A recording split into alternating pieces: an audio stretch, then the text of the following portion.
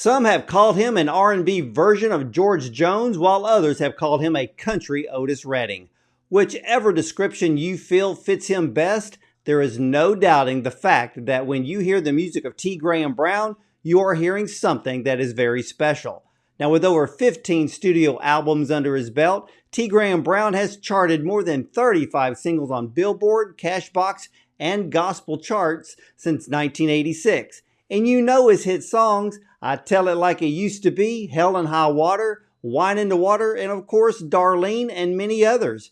But he also hosts Livewire with T. Graham Brown, airing monthly on SiriusXM Prime Country Channel 58. And he has appeared on the Grand Ole Opry stage over 300 times. And just recently, he was inducted into the Grand Ole Opry by Vince Gill. And he has a brand new album, From Memphis to Muscle Shoals, debuting in August. A series of duets with some of the biggest names in music. Dwight Yoakam, Sam Moore, even Sammy Hagar, Wyonna and Zach Williams, just to name a few. So let's welcome the Grand Ole Opry inductee and legendary country recording artist, T. Graham Brown, to the show. Welcome, T. Hello, Doctor. How are you doing? I am doing great, but wow, you have had quite a year already. Tell me about being inducted into the Grand Ole Opry. Oh, man, you kidding me? That's the greatest thing that's ever happened to Sheila and me. That's the biggest thing that's ever happened in my 51-year career singing for a living, man. I've been up and down and all around, and it was a wonderful night. Vince was so sweet, and Sheila got to come out on stage with me, and all the other Opry members were there, and oh man, they threw a big party for us, and it was just a wonderful night. And as a matter of fact, I was on the Opry last night. Well, how did you find out that you were inducted or going to be inducted? Well, it was kind of funny. I do my radio show. It's called Livewire, and I do one a month, and they air it 10 times during the month. And then they have this cool app that you can put on your phone, and you can go on and listen to the back episodes and all this stuff. So I'm all the time interviewing. I interview an artist on each show. So, and I've talked to Vince before. I've been doing it 5 years, and I've talked Vince and I, to start with, go back to about 1984. And generally, when I want Vince for anything, I just call him up.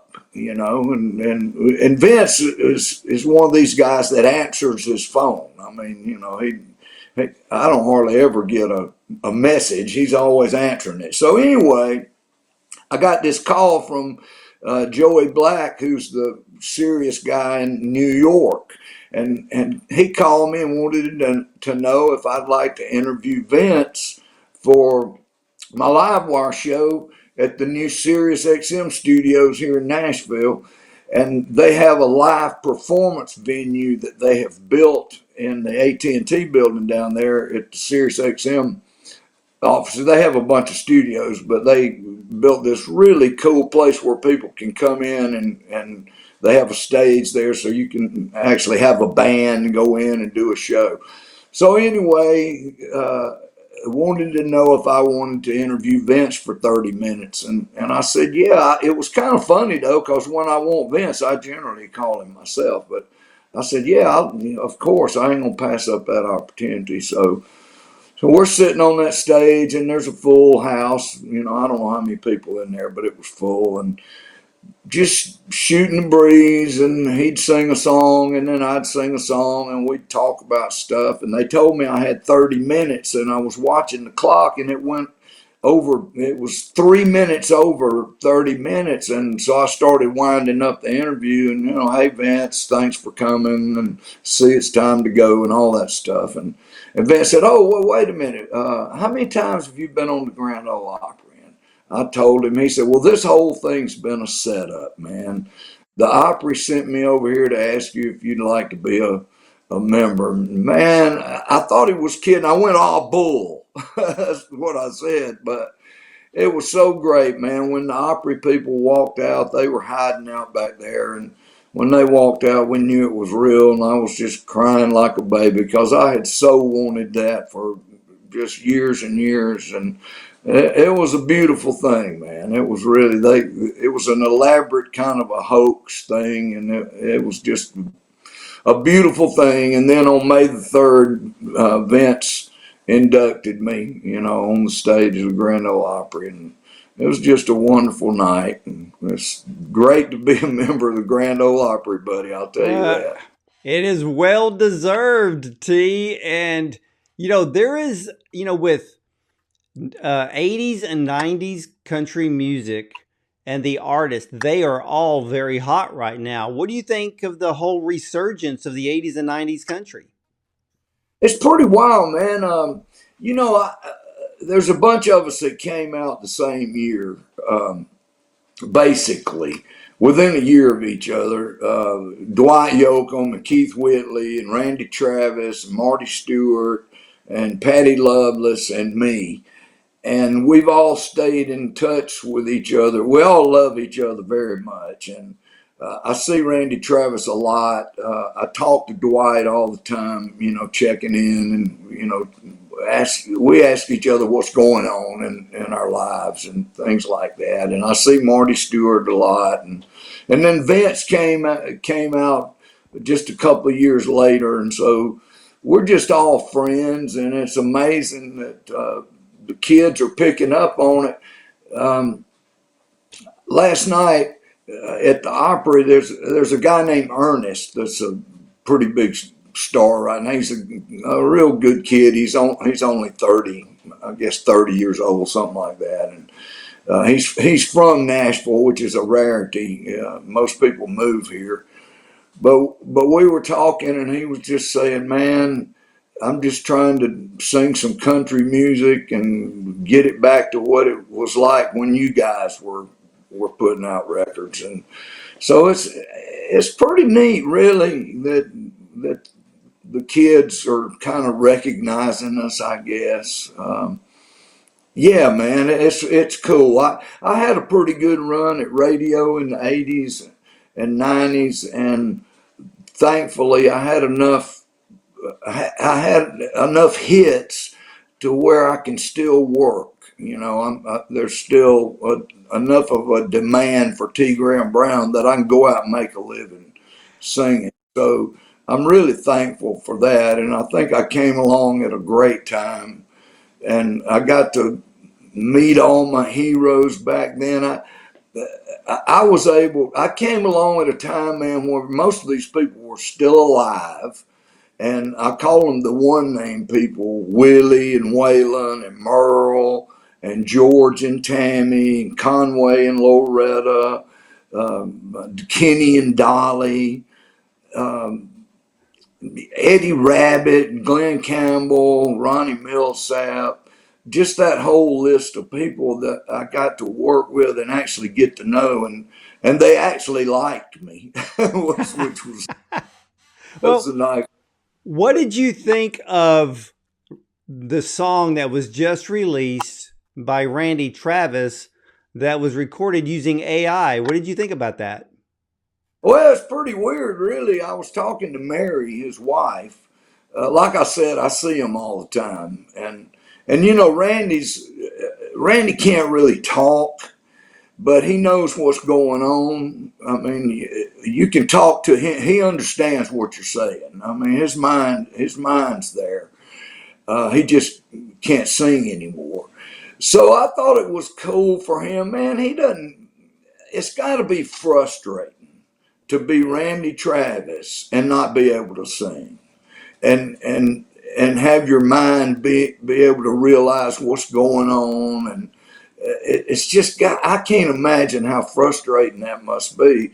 So I'm happy for Randy that he was able to have something new out, and I think most people appreciate it for what it is. Everybody knows it's AI, and everybody knows that it's not Randy actually singing on the thing. But I think everybody is pretty much happy for him because we love him so much. And if he hadn't had that stroke and all that trouble he had, he'd be out there working right now, and people would be flocking to come see him sing. So I'm just glad it gives him a way to be back in the spotlight and feel the love of people. You know, they have this thing they're touring now where Randy kind of sits on stage and his band, and there's a guy named James Dupree that sings all of the songs, Randy's hits, you know, so people can see Randy. A lot of people are just happy just to see Randy, you know, whether or not he can sing.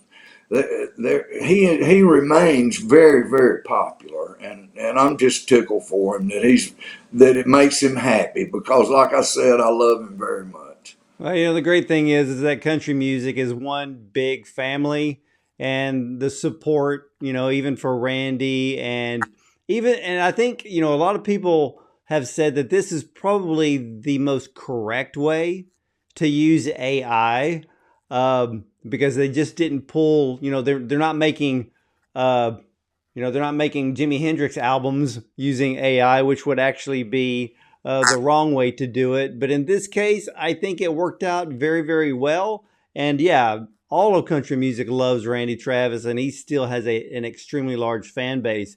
But you have a brand new album debuting in August, From Memphis to Muscle Shoals. How did that album come together? Oh man, Doc Tour, that's the most fun project I've ever done.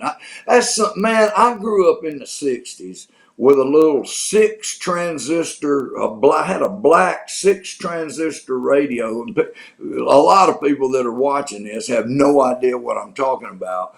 But in the 60s, there were no FM stations, and it was all AM radio. And they had these little things called transistor radios. They had these little transistors in them, and you could pick up AM stations. And I just walked around with one glued to my ear. And I grew up, I spent my boyhood years down in South Georgia, and 70 miles from where Otis Redding was from. And he was a big hero of mine, a singing hero. I never did meet him. I wish I had. But I listened to all these old soul songs, and I've been singing R&B. My first job singing was R&B down in Athens, Georgia, when I was going to the University of Georgia. I did that for 3 years, and I put a country band together for 3 years, and then I put another soul band, a horn band together for the last 3 years that I was down there before Sheila and I moved to Nashville. So for the majority of my career before I moved to Nashville was singing soul music. And I'd always wanted to do a 1960s soul tribute album of songs that were either originally recorded in Memphis or originally recorded down in Muscle Shoals, Alabama. So I went down to Fame Studios in Muscle Shoals, a legendary studio down there. And I used the Fame Gang, which is the modern day version of the Muscle Shoals rhythm section. The Swampers, they used to call the Muscle Shoals rhythm section. And thankfully, David Hood is the only living original Swamper left, and he played bass on everything. So I had a little bit of the Swampers in there. People don't realize I cut most of my country hits down in Muscle Shoals at Muscle Shoals Sound using the Swampers. So the Swampers played on most of my hits anyway. So I've been going down there since about 84.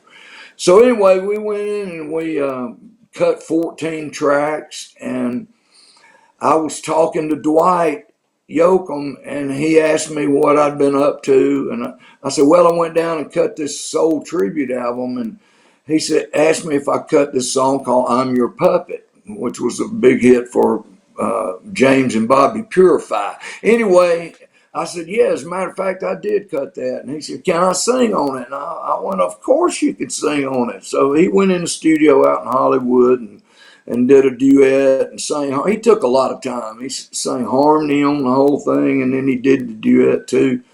And once he did that, I thought, man, Wyonna would sound good on this Al Green track, and then Tanya, and then it just kind of went from there. Sam Moore from Sam and Dave's one of my good friends and heroes, and he's 87 years old, man, and so I got him on there, and then I thought, man, I need to get Little Anthony from Little Anthony and the Imperials, and he's probably 85 now, and But then he sounds great.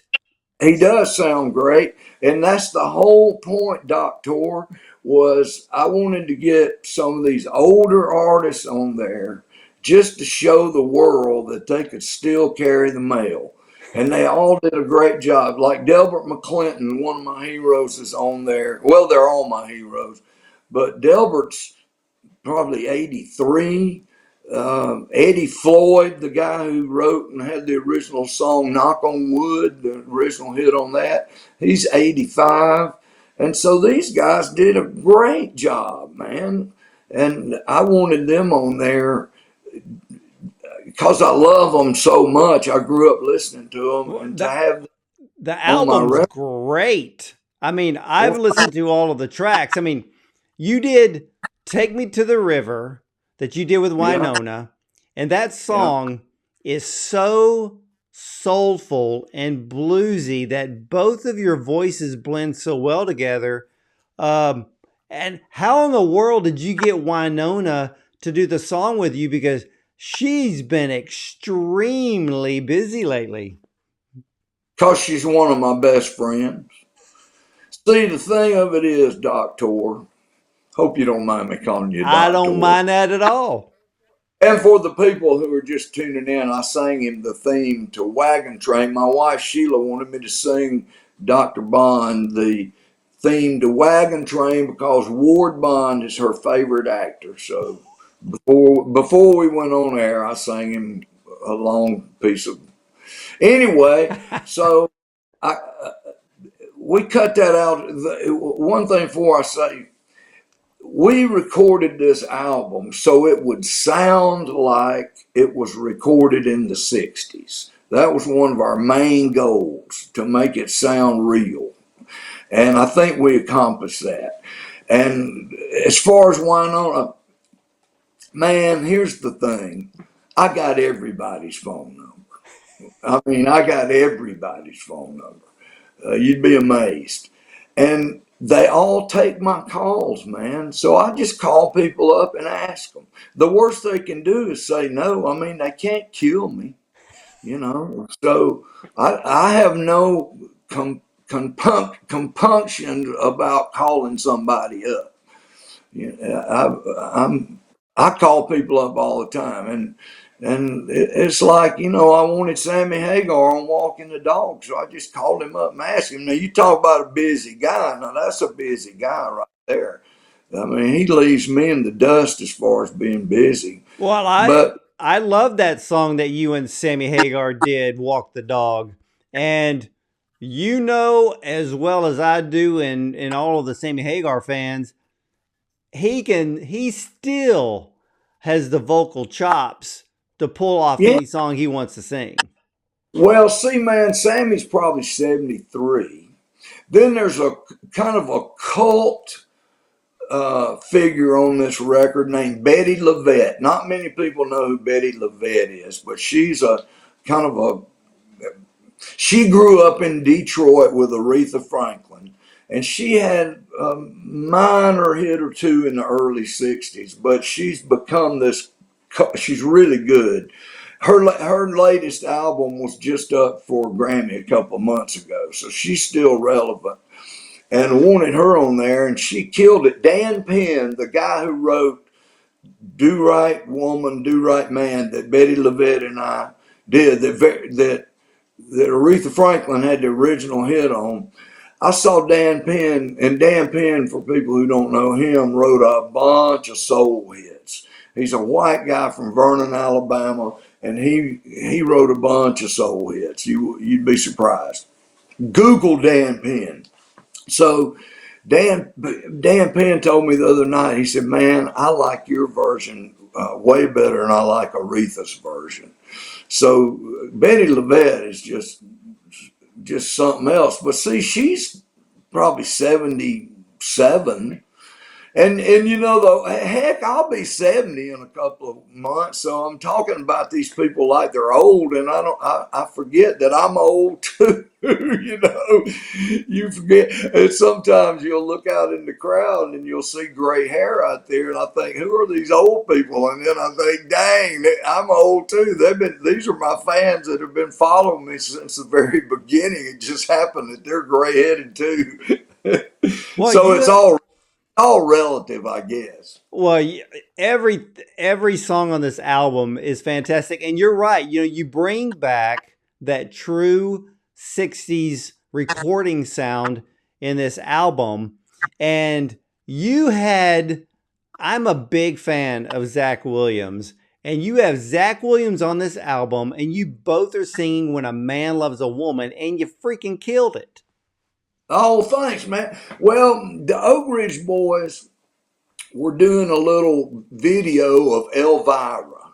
They wanted to revisit. This was before Joe Bonzel left the group. Joe was really sick that day, and we went downtown to John Rich's bar. And so we were sitting around, and Trace Atkins, and I can't remember who all it was. We were sitting around shooting the breeze. Anyway, Zach was there. And I never had met Zach Williams.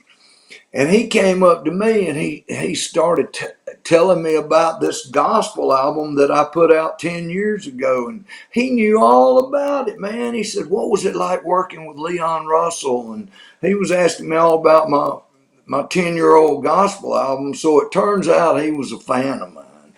And I said, man, you need to sing on one of the tracks on this record. And he said, I'd love to. So now Zach and I are friends. Well, you know what? I think both of you ought to get together and maybe recut Wine into Water. Boy, now there you go, Doc. That song right there needs to be recut. Somebody that's really famous, that's having hits right now, needs to cut that song so that the message of number one, I think it'd be a hit. But number two, I think that the message of that song needs to be out there. It does. I think, you know, it's funny. You mentioned new acts. I'm thinking you could do Jelly Roll. You could do Luke Combs doing that song. Any of those guys could do it. Yeah, a girl could do it. I mean, somebody needs to do it, and I'm gonna keep pitching that song to these new artists. You know, it never was a hit, so it's really never been hurt. That's what we call it in the business.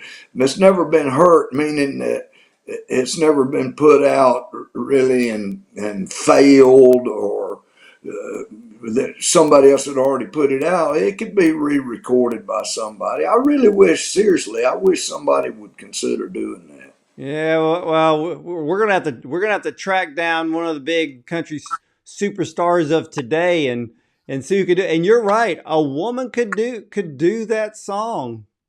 And boy, if I was to pick one right now, what is her name? I'm trying to think. Wilson. Well, yeah, Lainey Wilson, but I'm thinking of the other one, McBride. She sings that song, Jesus in a 44. I don't know. You talking about Martina? Oh, not Martina. There's the new McBride that's out there. I'm trying to remember her. I don't know why I'm not thinking of it, but all I know is there are people out there right now in country that can bring that song to the forefront. You're talking about Ashley McBride. Ashley McBride. Yeah, well, of course she could do it. Anybody could do it. Well, I have to tell you, one of my favorite tracks on your new album is actually with Delbert McClinton singing Mustang Sally. Man, that song is just made for both of your voices. Well, Delbert, man, he's my hero. I've always looked up to Delbert since way before I moved to Nashville. And then kind of grow up and get to meet him and then know him it's been one of the best fun things of my life. He's something else. He's retired, he's not doing much anymore. And that's another thing about getting some of these older people on there. Their phone doesn't ring that much anymore, with people wanting them to sing on new projects. And it's just great to be able to give them something to do, some outlet, like you said, man, little Anthony, they're all sounding great. Well, how did you get Little Anthony? Because I had to go back, because when I was listening to the album and I see Little Anthony's name, I'm thinking, is that Little Anthony of the Imperials? Because I went back to listen to some of the older Little Anthony Imperial songs, and then listen to yours, and I'm like, oh my gosh, it's the same guy. His voice has hardly changed. Yeah, well, I just called him up. That's how I got him. I called him up. He lives down in Boca Raton, Florida, and we booked a studio in Fort Lauderdale called the Power Station, and went in. We flew down there and went in and filmed some of it and hung out. And he was happy, man. He came over there. He just drove over to the studio from his house. It wasn't far from where he lives, and no, he had a blast. Yeah, he called me the other day. I need to return his call. He called and left a message about congratulating me on the Grand Ole Opry thing, so I need to call him back. Well, and I've listened to your album a few times. It's fantastic. And now I'm wondering, are you going to give us a part 2? Oh yeah, if I can get it done, of course. Yeah, why not? There's a lot of 60 soul songs out there that I wasn't able to get to. That'd be fun, man. Volume 2 would be fun. I got a lot of stuff to do, man. I'm doing a gospel album this fall, and then I'm going to make a country, kind of a country version of From Memphis to Muscle Shoals, and pick a bunch of 60s country songs and cut them to sound like that they were cut in the 60s, that the tracks would sound like it was done in the 60s, and then get a bunch of country people to sing on there with me. I guess you're gonna have to grab, I guess, one of Marty Robbins' songs then. Oh, that'd suit me. Sheila's favorite album. Sheila grew up with Marty Robbins' Gunfighter Ballads, that album. Her parents were big Marty Robbins fans. So, yeah, I only met him one time. I wish I'd have gotten to know him. He passed away before I was able to really get to know him. Well, you bring up, and I really, it made me happy, because you bring up, when you were talking about owning a transistor radio, I had a transistor radio, and you hold it in your hand, you pull up the little antenna, and you're trying to dial in any of the stations that are nearby. Do you remember the very first song you ever heard on your transistor radio? No, I don't really remember the first song, but I used to get up under the covers of my bed at night. This little bitty town, I spent my boyhood years from the 3rd grade to the 10th grade, something like that, but my growing up time in this little town called Araby, Georgia. And I would lay in, there's only 300 people there. And I really wanted to, I love Araby, I still love Araby, but I had big dreams. I wanted to get out of Araby. And I would lay under the covers at night. I was supposed to be asleep. My daddy would tell me to turn the radio off and go to sleep, but I would kind of get up under the covers, and you could scroll. People might not realize at night an AM signal can skip, and you might be in South Georgia and be picking up a station out of New York City. So that can happen. And so I would lay under the covers and scroll through the AM dial, just turn that little wheel just really slowly. and listen to stations from all over the country, basically, and just think, I would think, man, I wonder what Chicago's like. Or I wonder what Nashville's like. Or I wonder what New Orleans is like. I mean, I would just dream of it. Was a wonderful window to the world for me. And I listened to everything. You scroll through and you could pick up an AM station. It might be 10 miles away or it might be 200 miles away.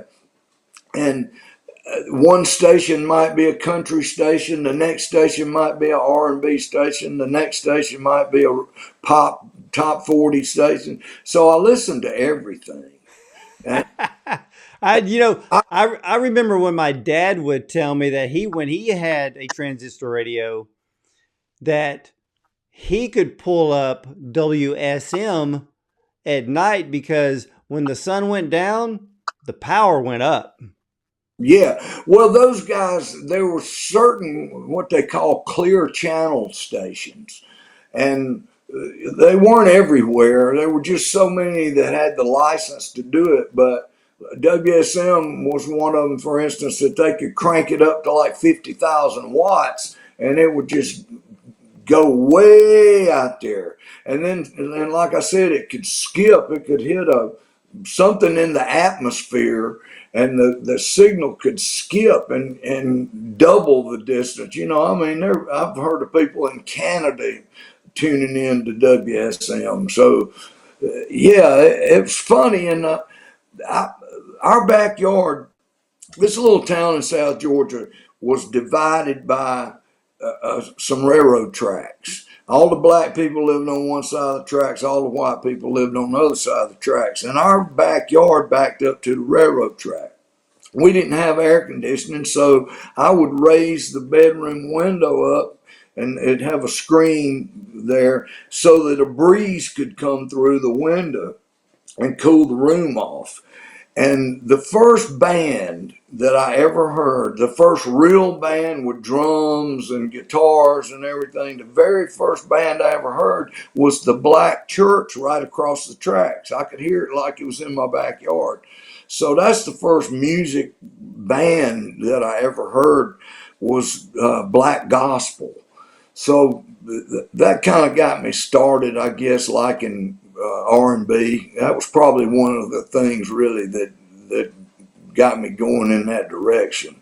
Yeah, I still remember the very first song when I was a kid. When I got my first transistor radio, the very first song I ever heard was Jim Croce's "Bad Bad Leroy Brown." That was the first one I ever heard. Hey, tell me this then. This is a question that I ask on my radio show. What was the first record you ever bought?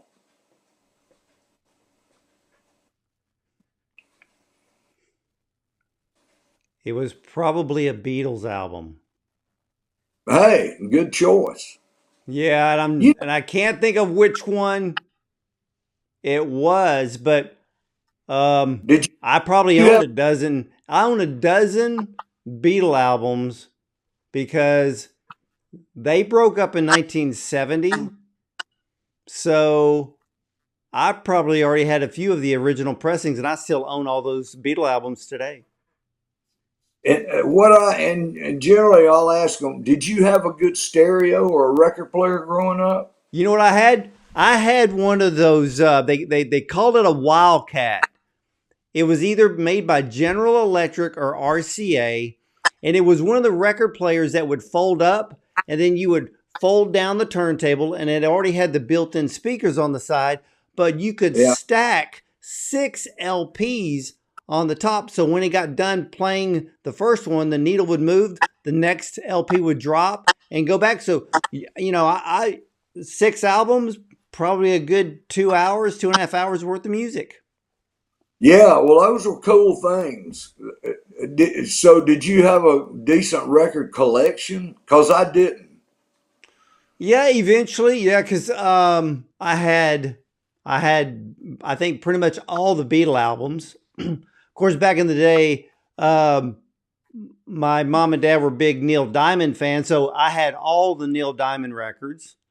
Of course, my dad's favorite artist was Johnny Cash. We even had Lee Hazelwood albums. How many people remember Lee Hazelwood? Hey, what was Lee Hazelwood's big hit? I can't remember. Hold on a second. I remember that name, but I can't remember exactly the. Stagger Lee? Was it Stagger Lee? Well, that was it a big Stagger Lee? hit. Because I know Neil Diamond actually cut that song many years later. I still own my Bay City Roller albums, believe it or not. So, yeah, I had a decent collection back in the day. Wow. Sheila was a big Beatles fan. Sheila saw the Beatles at Shea Stadium. Oh, my goodness. She was at that show. That's Sheila crazy. Sheila went to Woodstock. You married a wild woman. She's got me beat, man. Seeing the Beatles and going to Woodstock. That's two great ones. What was the first act you ever saw in concert? Wow. Well, there was a high school band called the Variations. Good Lord, I love those guys so much. I was probably in the 8th grade, something like that. And nobody will know these guys. There used to be a band called the Swinging Medallions, and they had a song called Double Shot of My Baby's Love. And then the Swinging Medallions broke up. There were 8 of them, and the band, the spinoff band, was called the Pieces of 8, and they had this little local hit called Lonely Drifter, and I think that was probably the quote big unquote act that I saw. But going to the little rec center and watching guys from my high school play, and first time I ever saw a strobe light, it blew my mind, man. I thought that was the coolest thing in the world. Yeah, but here's the coolest thing. Now you're a member of the Grand Ole Opry. Who would have You thought? are a member with some of the most legendary, iconic artists of all time. You're in that class forever. Unbelievable. Unbelievable for a boy from Araby, Georgia, I'll tell you that. And you know what was so cool? I had some of my friends from Araby, Georgia drive all the way to Nashville to be there. That's a long way from South Georgia to Nashville. And I had some friends of mine, I don't know, probably 10 of them, drive up from Athens, Georgia, that I went to high school with, and I hadn't seen in 50 years show up. So it was great. Well, when does your brand new album From Memphis to Muscle Shoals debuts? Oh, well, it comes out on August the 2nd. Right now, the song that is out, they put out the Tanya duet, I guess, last month. And then last week, they put out the Randy Houser Sitting on the Dock of the Bay duet. Then I think next, and I forgot to ask my manager last night at the Opry, I meant to ask him this. I think the next release is the Wyonna track, and then the album comes out. So I don't know. Man, you know the business. I was talking to a guy from work for Warner Brothers last night, and we were talking, and he's been working for Warner Brothers a long time. And Warner Brothers is distributing the From Memphis to Muscle Shoals album. So we were talking about how much the business has changed. I mean, it's crazy with TikTok and all. So these kids you can get to be a star. I was talking to one of the young stars last night about, and he's had all these streams and all this, and I said, have you had a hit? And he said, well, if you mean like a country radio hit, no, but I've had success, and I'm out on these big tours just because of the internet. It's just changed everything. You can rise to be selling out arenas and never have a radio hit these days. That's right. So they put out tracks. Everybody puts out tracks, and it goes to Spotify and it goes to everywhere, YouTube, everywhere. And that's what we're doing. We're just doing the same thing that the kids are doing by putting out tracks. And hey, that Randy Houser sitting on Dr. Bay duet has been killing it. I'm really pleasantly surprised at the success that Randy Houser duet's having. Well, that song is perfect for you because you've got that Otis Redding sound. Is that the first time you ever recorded that song?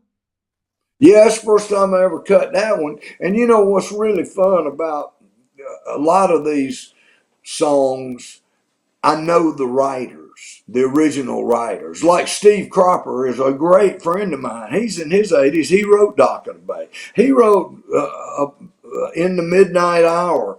He wrote, you can be watching movies. You can't get away from Stax Records, Steve Cropper, Eddie Floyd, Booker T and the MGs. They're always, Sheila and I'll just look at each other and roll our eyes every time we hear one of Steve Cropper's songs in a movie, because it's all the time. And so I get to hang out with these guys and know them, like Dan Penn and Spooner Oldham and all these guys that aren't household names, but you would recognize their work. It's amazing. I get to hang out with some great folks. But, I think one of the reasons why I love you so much is because even when you are in the midst of musical greatness of other artists, you're still a fan. I'm a huge fan. I was telling Sheila last night on the way home from the Opry, it would be terrible. And who else was I talking to at the Opry last night about this? Oh, a guy from SiriusXM in New York was at the Opry last night as our guest, and he had never seen me sing before. And he was out in the audience, and he came backstage after, and he said, "Man, I can't believe you. And how do you still sing like that?" And I said, "Man, I don't know. It's just I still haven't." He was talking about how I interact with the audience. And I said, "Man, I'm still having fun at it." And I was telling him, and then I told Sheila on the way home, it would be awful. It would be worse than being in prison if I had to go out to make my living singing and not enjoy it or hate it. That I can't imagine. I'm so blessed. Just think of how many people there are in this country that hate their jobs. And I'm lucky, man. I love what I do, and I get to do fun stuff. I just get to do a lot of fun stuff. You're actually on tour now, aren't you? Yeah, we're doing shows, and next week is CMA Fest, which we used to call Fanfare. And I got a bunch of stuff to do. I've gotten invited by the city. I hadn't been invited to perform at CMA Fest in 20 years. And I don't know if it's the Opry membership, I don't know what, but my phone is ringing a lot these days to get to do really fun stuff. And next week is going to be a big deal, and I'm really, really looking forward to it.